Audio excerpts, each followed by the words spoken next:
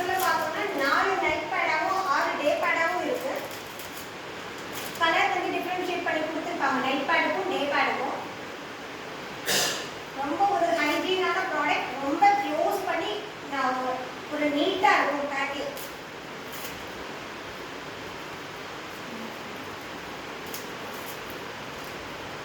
இப்போ நான் எடுத்துக்கிட்டது பார்த்தோம் அப்படின்னா டே பேடு. நைட் பேடுன்றது இதை விட கொஞ்சம் எக்ஸ்ட்ரா லார்ஜாக இருக்கும். மோஸ்ட் ஆஃப் லேடிஸ் எல்லாருக்குமே தெரியும். அதே மாதிரி இது பார்த்தோம் அப்படின்னு சொன்னோம்னா இப்போ நைட் பேட் என்ன பர்பஸ்க்காக அப்படின்னா இப்போ நைட் டைம்லேயே ஒரு 7 to 8 hours நம்ம யூஸ் பண்ணணும் அப்படின்றதுக்காக தான் அந்த நைட் பேடு.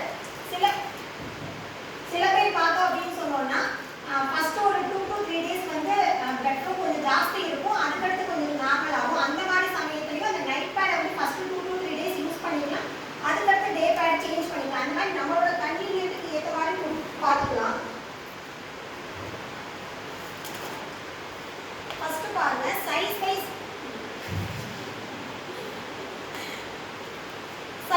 வித்தியாசம் தெரியுது இல்லையா? நல்லாவே தெரியுது. நெக்ஸ்ட் என்ன பர்பஸ்க்காக யூஸ் பண்றோம் அப்படின்னு சொன்னோம்னா அப்சார்பிங்.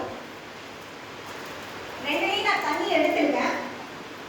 நார்மலா பார்த்தோம் அப்படின்னா உமன்ஸ் பார்த்தோம் அந்த மென்ஸ்ட்ரேஷன் சைக்கிள்ல ஒரு 30 to 60 ml அவங்களோட பிளட் ஃப்ளோ இருக்கும். அதனால அந்த இதில் நான் எடுத்துருக்கேன். இதில் வந்து நான் நீலம் ஆட் பண்ணிக்கிறேன். நீலம் எதுக்காக ஆட் பண்ணுறேன்னா கலர் டிஃபரன்ஷியேட் பண்ணி காமிக்கிறதுக்காக நீலம் ஆட் பண்ணுறேன்.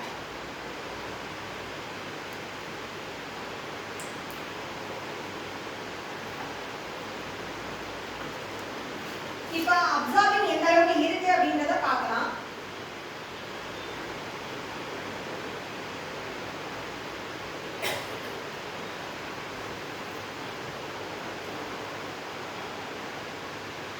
நார்மலா ஒரு 10-12 வயசுல ஏஜ் அட்டன் பண்ற பெண் குழந்தை 45-50 வயசு அந்த மெனோபாஸ் ஸ்டேஜ் அடையிற வரைக்கும் நம்மளோட வாழ்நாளை பார்த்தோம்னா 500 தடவை இந்த மென்ஸ்ட்ரேஷன் சைக்கிள் வந்து நம்ம ரெகுலரா சந்திச்சுட்டு இருக்கோம். ஆவரேஜா 500 டைம்ஸ். அப்ப இது வந்து வெறும் மென்ஸ்ட்ரேஷன் சைக்கிள் மட்டும் கிடையாது, நம்மளோட அடுத்த தலைமுறைக்கான ஒரு சுழற்சி, நம்மளோட ரீப்ரொடக்ஷன் சிஸ்டம் சம்மந்தப்பட்டது.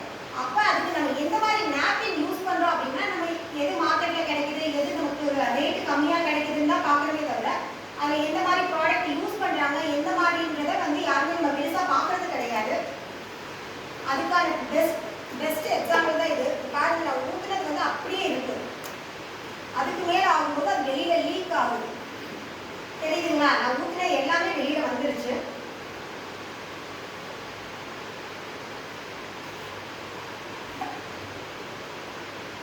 நம்மளோட பார்த்தோம் அப்படின்னு சொன்னா ஒரு டிராப் கூட எடுக்க முடியாது. அதே மாதிரி இதுல பாருங்க அப்படியே இருக்கும். அது டெமோ யார் பார்த்தது?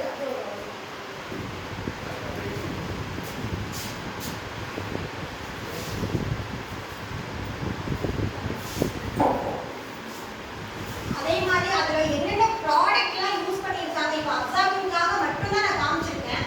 அதுக்கடுத்து என்னென்ன ப்ராடக்ட் யூஸ் பண்ணியிருக்காங்க அப்படின்னு பார்த்தோம்னால நெக்ஸ்ட்லாம் யாருமே அதை வந்து அந்த சைடே போகவே மாட்டாங்க. அந்த மாதிரி பக்காவான மார்க்கெட்ல கிடைக்கிறது மோஸ்ட் ஆஃப் பிராண்ட் எல்லாமே பக்காவான பிளாஸ்டிக்.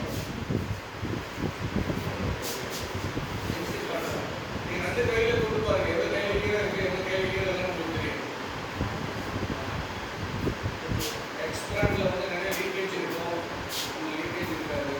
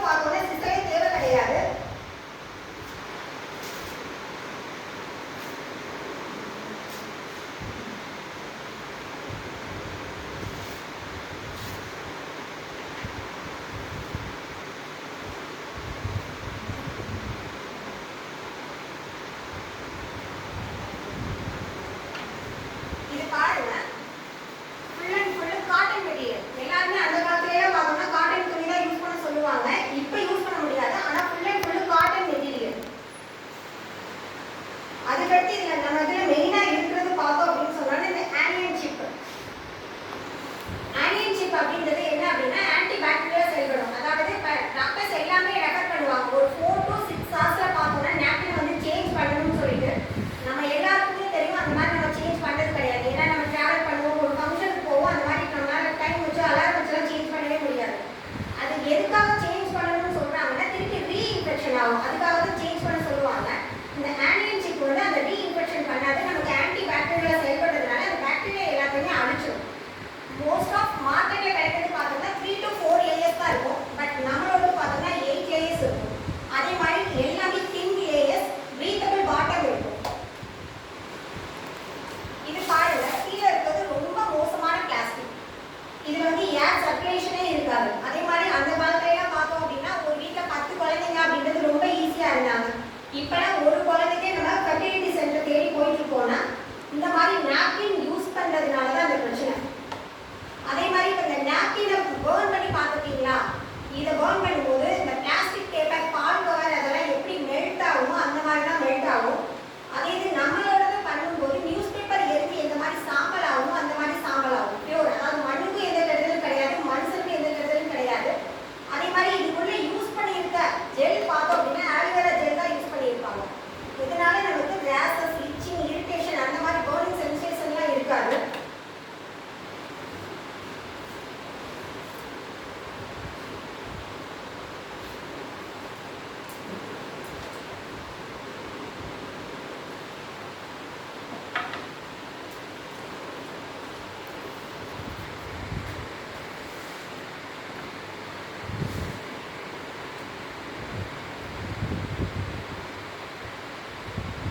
நம்மளோட பாருங்க, அப்புறம்